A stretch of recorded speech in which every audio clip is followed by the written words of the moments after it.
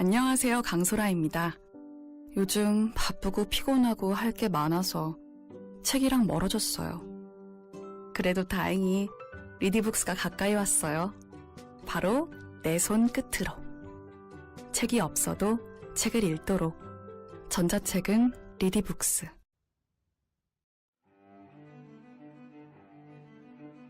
마음이 내켰을 때 지필한다 하는 식으로 행동하는 작가는 작가로서 성공할 수 없을 뿐만 아니라 인간으로서도 성공할 수 없다. 미국 소설가 존 맥도널드의 말입니다. 공부가 잘 되는 날이 있는가 하면 안 되는 날도 있습니다. 매일 똑같이 도서관 자리를 지키는 사람들도 그렇습니다. 공부가 잘 되는 날은 시간당 12쪽을 볼 수 있는 법학서적도 영 신통치 않은 날은 6쪽을 볼까 말까 합니다. 그나마 머릿속에 제대로 들어간 것인지도 장담할 수가 없지요. 글쓰기도 마찬가지입니다. 오전 내내 끙끙거리고도 한 문단조차 완성시키지 못하는 날이 있는가 하면 2-3시간 만에 쓸만한 에세이를 한 편 뽑아내는 날도 있습니다. 항상 작업이 잘 되면 얼마나 좋을까요? 시간은 한정되어 있습니다. 생산성이 핵심인 이유입니다. 성과가 높은 사람들이 섬세하게 컨디션을 조절하는 것도 그런 까닭입니다. 운동선수, 연예인, 모델은 식사 조절에 목숨을 걸지요.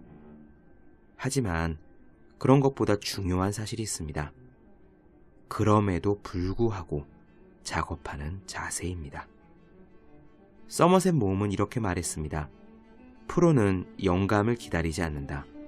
일을 하면 영감이 떠오를 것이라 믿는 사람이 프로다. 일을 하고 대가를 받는 사람은 모두 프로입니다. 여러분의 공부도 언젠가 받을 대가를 위해 준비하는 것 아닌가요? 그렇다면 여러분도 공부의 프로입니다. 365 공부 비타민, 그럼에도 불구하고의 한 대목으로 시작합니다. 안녕하세요. 본격 공부 자극 팟캐스트 서울대는 어떻게 공부하는가 한재우입니다. 제가 단골로 다니는 한의원이 하나 있습니다. 사실 단골이라고 이름을 붙이기에는 조금 애매한 구석도 있어요. 단골이라고 하면은 집 앞에 있는 호프집처럼 퇴근길이면 참새가 방앗간 기웃거리듯이 그렇게 들르거나, 아니면 회사 사무실 앞에 있는 부대찌개집처럼 정말 사흘이 멀다 하고 찾아가야 단골이라는 말에 어울린다는 생각이 들기 때문입니다. 하지만 어쨌거나 병원은 가능하면 찾지 않아야 좋은 곳이고, 단골로 다니는 병원이 있다는 사실만으로도 쯧쯧쯧하고 혀를 찰 일이기는 하죠. 어쨌든 제가 그 한의원 선생님을 뵙는 것은 고작해야 1년에 한두 번 정도 됩니다. 단골 한의원이라고 표현하기에 멋쩍다는 것은 그런 의미입니다.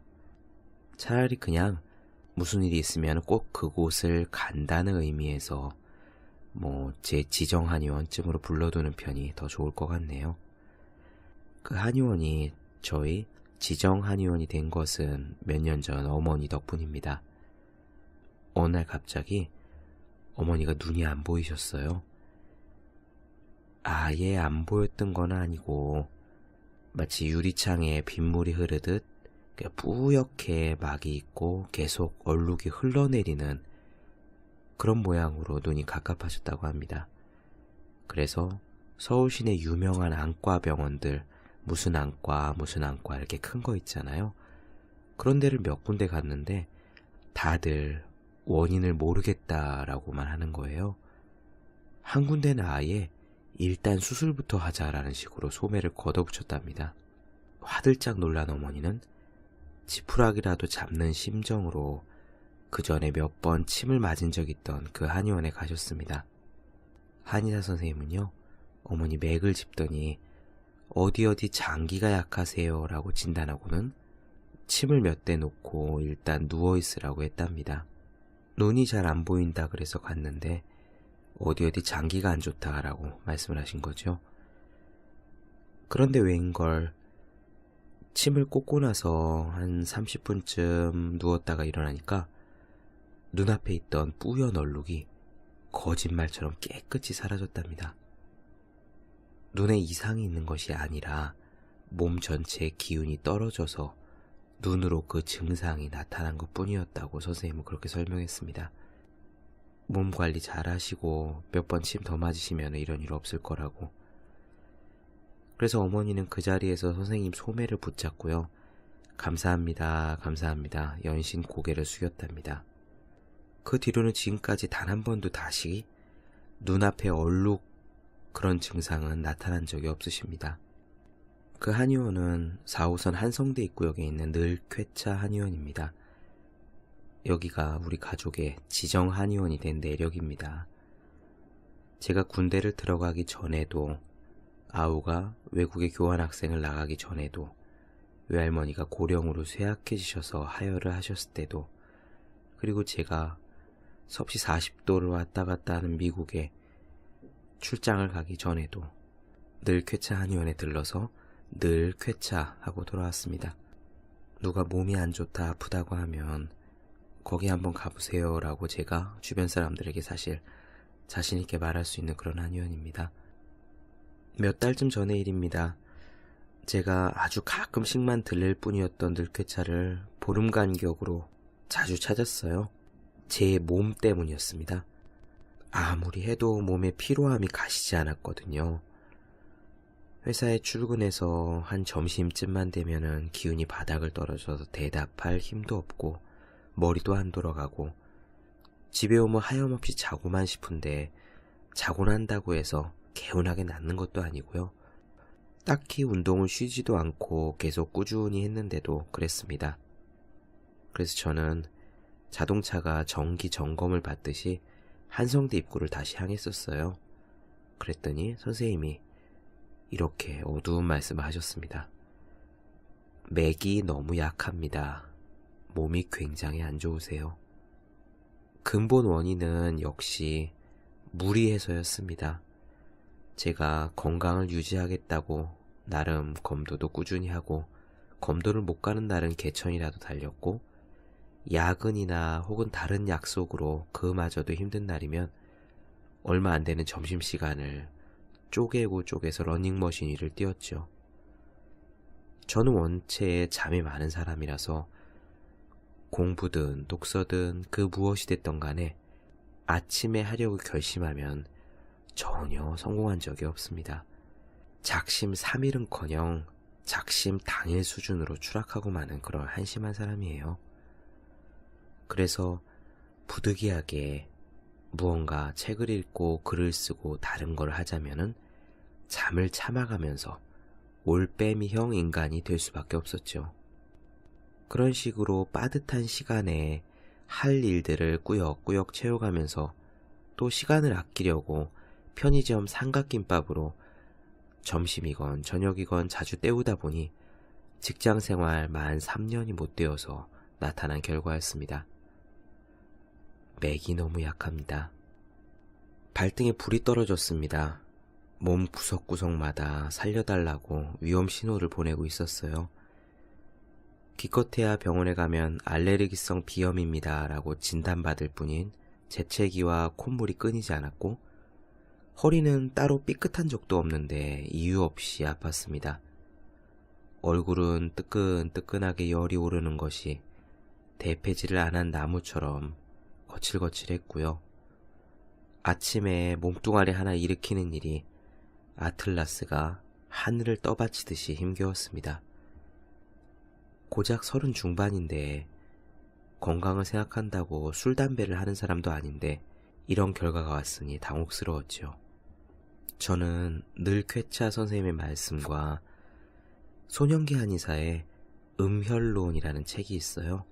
건강해지는 9가지 방법이라는 부제를 달고 있는 책인데 그것들을 참고해서 당장 개선해야 될 몇 가지 사항들을 정리해봤습니다. 첫 번째는 인스턴트를 끊는 거였습니다. 라면, 과자, 소세지, 조미료를 비롯한 모든 인스턴트를 급한 대로 당장 끊기로 했습니다. 손영기 한의사는 사실 식의, 그러니까 음식으로 사람을 고치는 한의사로 유명하셨던 분인데요. 예전에 마이너스 건강법, 먹지마 건강법 그런 책으로 유명하셨죠. 그 한의사는 책에서 이렇게 말했었습니다. 저는 인스턴트는 아예 음식으로 보지 않습니다. 두 번째는요, 커피를 끊는 거였습니다. 음혈론에 의하면은 커피가 이뇨작용이 있어서 음혈을 계속 소모시키는 작용이 매우 크다고 했습니다. 집중력 때문에 회사에서 커피를 마셔오긴 했는데 이 카페인이 높여주는 집중력이라는 건요, 비유하건대 그러니까 졸린 사람에게 힘껏 따귀를 한 대 올려붙이는 것과 비슷해요. 순간적으로는 반짝 정신이 돌아오는 대신에 얼얼함이 지속되는 거죠. 이 얼얼한 것이 음혈이 소모되고 있는 그런 상태입니다. 따라서 하루 서너 잔씩 커피를 마셔가면서 혈중 카페인 농도를 일정하게 유지시키는 사람은 이게 얼굴에 멍이 드는지도 모른 채 지속적으로 따귀를 맞는 셈이나 다름이 없어요. 얼마 전에 읽은 남자의 밥상이라는 책에서도 커피에 대해서 이렇게 경계한 부분이 나옵니다.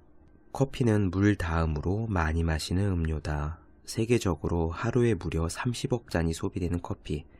하지만 이것만은 반드시 알고 마셔야 한다. 커피는 우리를 늙게 만든다. 커피를 많이 마시면 피부에 주름이 내는 것도 중요한 부작용이다. 카페인은 피부 세포의 수분을 빼앗아간다. 늙는다는 것은 한마디로 신체에서 물이 빠져나가는 것이다. 카페인은 뇌하수체에 작용해서 강제로 소변량을 증가시킨다. 그 결과 혈관에서 수분이 빠져나간다. 혈관은 부족해진 수분을 주변 세포로부터 끌어다 쓴다. 그 결과 세포는 쪼그라들게 되는데 이것이 카페인 탈수이다. 주변 세포에서도 물을 다 끌어다 썼다면 그 다음 타겟은 피부 탄력을 담당하는 콜라겐과 히알루론산이다.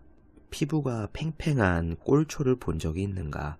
탈수 현상으로만 본다면 커피 한 잔은 담배 2대를 피우는 것과 같다. 또 무시무시한 것이 하나 더 나옵니다. 커피를 많이 마시면 탈모도 악화된다. 필자의 조사에 따르면 30, 40대 여성 탈모 환자는 10년 전에 비해 무려 3배 이상 증가하였고 남성은 약 2배 이상 증가했다. 10년간 커피 전문점의 숫자가 폭증한 것과 일치한다. 카페인은 우리 몸에 있는 교감신경을 흥분시켜서 그 결과 두피로 가는 혈관이 좁아져 두피 혈액이 부족하게 되어 탈모가 진행된다. 탈모가 되면 실제 나이보다 10년은 더 늙어 보인다. 물론 저도 커피를 좋아합니다. 라떼는 마시지 않고 아메리카노를 좋아하는데 식사하고 난 후에 한 잔 아메리카노 참 구수하죠. 그리고 특히 비가 오는 날은 따뜻한 아메리카노 한 잔을 손바닥 안에 품고 그 향을 맡는 것을 좋아합니다. 하루 몇 잔 커피를 마셔야 되느냐에 대해서 설왕설래 이야기가 많은데 물론 몸에 별 이상이 없는 사람들은 하루에 한두 잔 정도 마셔도 상관이 없겠죠. 하지만 저는 몸 상태가 무척 안 좋았기 때문에 커피도 당장 끊기로 했었습니다. 그리고 세 번째, 매운 음식을 끊는다. 이게 임진왜란 때 조선 땅에 처음 들어온 고추는요, 원래 음식이 아니라 화생방 무기였다고 합니다. 일본군들이 고춧가루를 태워서 그 연기로 조선군에게 타격을 입힐 때 쓰려고 가져왔던 거예요. 조선 후기에 고추가 널리 음식으로 쓰이기 전까지 고추는 독초로 분류되었다고 합니다.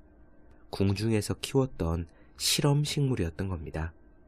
매운 음식을 먹으면 음혈이 쉽게 소모된다고 해요. 땀이 왕창 나면서 이 영혼이 분리된 듯 정신이 혼미해질 때 그때 바로 음혈이 빠져나가는 중이라고 합니다. 다음 네 번째, 잠을 일찍 잔다. 같은 시간에 잠이라고 해서 같은 효과를 주는 것은 아닙니다. 한의학에서는 11시부터 3시까지의 숙면을 취해야 비로소 음혈이 보충된다고 보는데요. 이거는 서양의학에서 성장 호르몬이 분비된다고 파악한 시간대와 사실 동일합니다. 제가 올빼미형 인간의 전형이지만 당장 급한데 몸을 살리려면 아침형 인간이 되는 수밖에 없었죠. 마지막으로 5번째, 찬 음식을 끊는다. 이 세상에는 겨울왕국에서 만들어낸 맛있는 음식들이 너무도 많습니다. 어떻게 해서 빙수는 좀 참을 수 있겠지만 저는 냉면에 사족을 못 쓰는 사람이에요.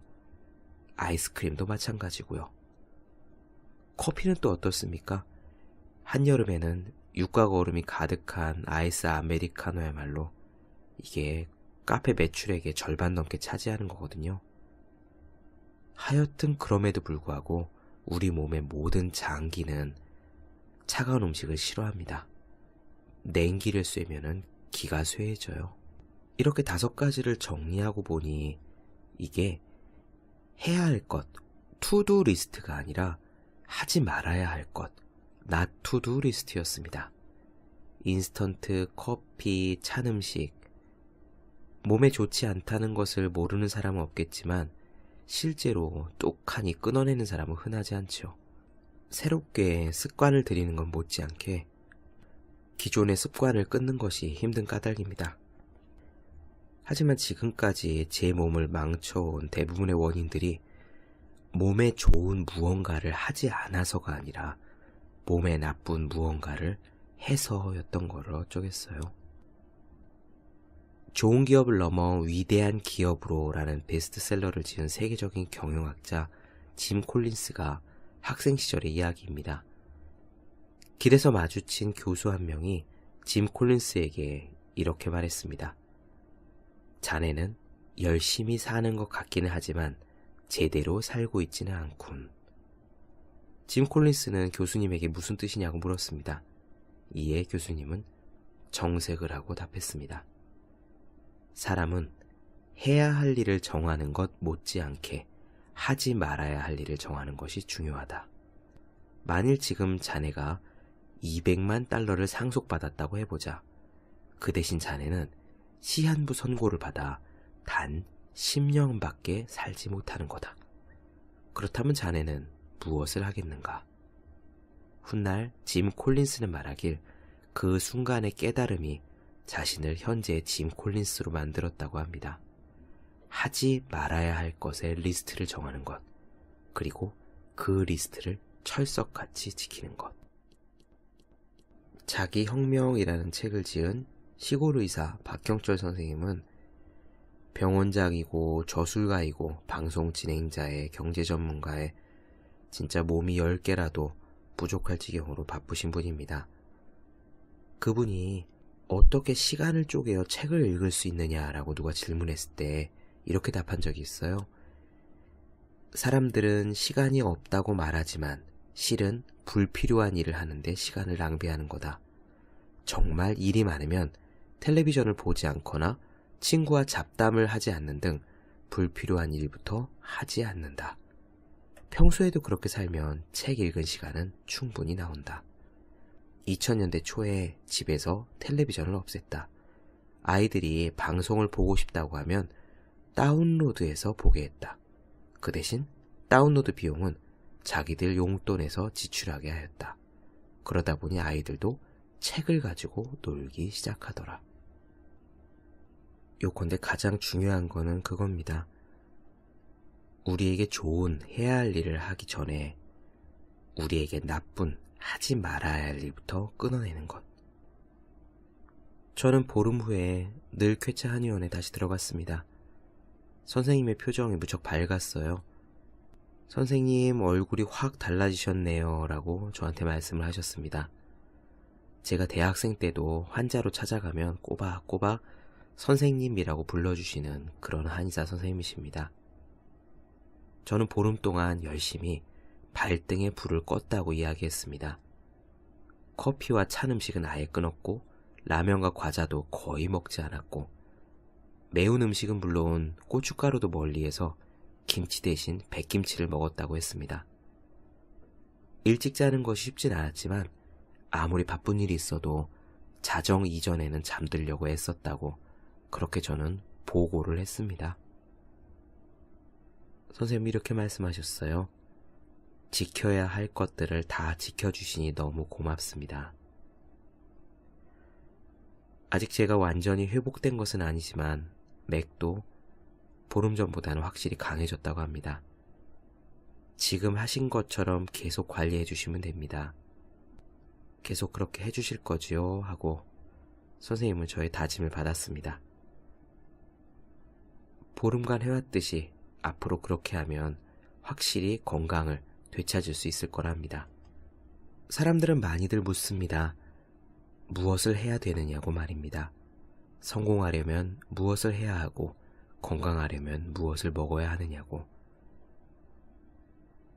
답을 알고 나서 그것들을 또 잘 지키느냐 하면 꼭 그렇지도 않습니다. 그런데 제가 몸이 상하면서 지켜야 할 일들을 꼽다 보니까 태반이 해야 할 것이 아니라 하지 말아야 할 것이었습니다. 그리고 그 not to do 리스트도 어느 것 하나 특별한 내용이 아니었습니다.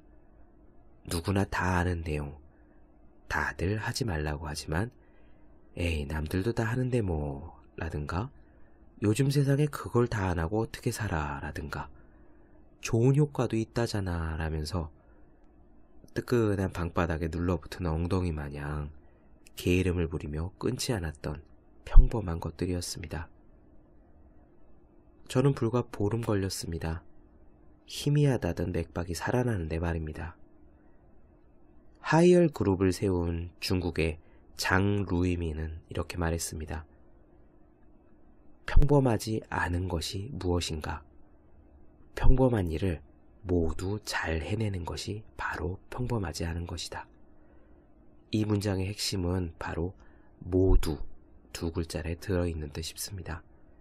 평범한 일, 하지 말아야 한다고 알고 있는 일을 모두 잘 해내는데 우리 삶에 맥이 뛰는 비결이 있는 것이 아닌지 생각해 봅니다. 요즘 만성 피로다 뭐다 해서 다시 몸이 안 좋아지다 보니 몇 달 전 몸이 안 좋았을 때 독하게 음식을 끊어내어서 살아났던 그 기억이 떠올랐습니다. 결국 평범한 것들을 잘 지키지 않아서겠죠. 다시 살살 라면도 먹고 이것저것 한다고 밤에 올빼미처럼 잠도 자지 않고 그런 것들이 누적되어서 다시 만성 피로라는 걸로 나타난 것이 아닌가 싶습니다. 무언가를 더 하는 게 아니라 하지 말아야 할 것들을 끊어야죠. 지금 당장부터 말입니다. 네, 본격 공부 자극 팟캐스트 서울대는 어떻게 공부하는가? 오늘은 해야 할 일이 아니라 하지 말아야 할 일에 대해서 이야기를 나누어 보았습니다.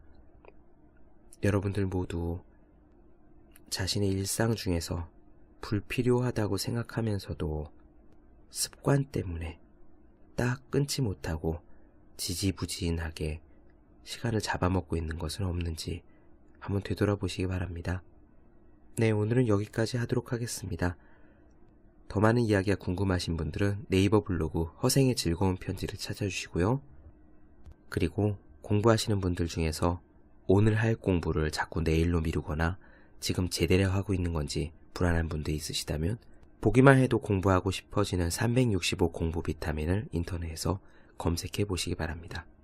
여러분들 모두 열심히 공부하시고 건강관리 잘 하시기 바랍니다. 저는 다음 시간에 뵙겠습니다. 여러분 모두 열심히 공부하세요. 저도 열심히 하겠습니다.